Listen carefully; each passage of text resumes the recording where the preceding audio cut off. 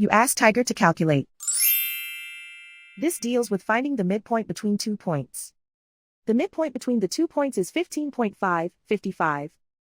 Let's solve it step by step. Plot the 2 points and calculate the midpoint using the formula. The coordinates of point 1 are x1 equals 23, y1 equals 88. The coordinates of point 2 are x2 equals 8, y2 equals 22. PM represents the midpoint of the 2 points.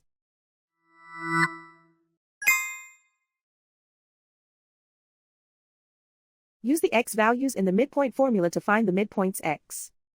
x1 equals 23.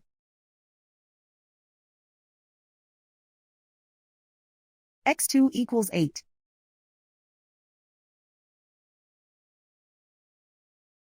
Simplify the arithmetic.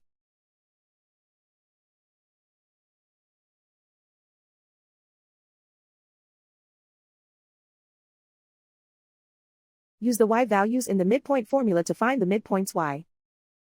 y1 equals 88.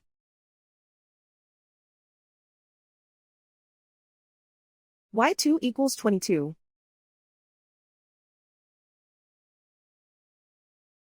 Simplify the arithmetic.